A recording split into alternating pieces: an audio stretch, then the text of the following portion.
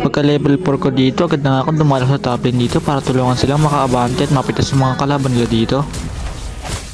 Uuwi na nga sana ako dito nung bigla ko nakita dumalo dito yung Cornelia kaya agad nga muna tinulungan dito bago nga ako umuwi. Wala pa akong kahit isang buff dito mga par pero agad na nga akong dumalo sa top lane dito para tulungan yung mga kampi ko dahil nabubugog na nga sila dito. Pipitasin ko lang isa rito para kahit paano makabawi kami ng kill dito. Tumipi na lang ako dito kasi pasugod na nga dito yung Aldos namin kaya binigay ko na lang sa kanya yung kill. At sa pagkakataon to, ililigtas ko nga rito yung Aldos na sinusugod nga ng graveyard dito mga par.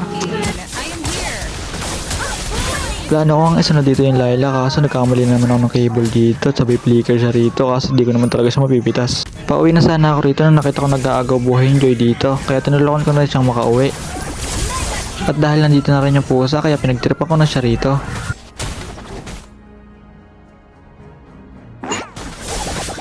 Akala ko pa nga mapipitas niya ako rito dahil grabe yung skill niya rito, buti na lang nag-clue ka agad yung first ko. At ito na nga yung mga kasunod na mga nangyari kung paano ko naipanalo ang laban na to.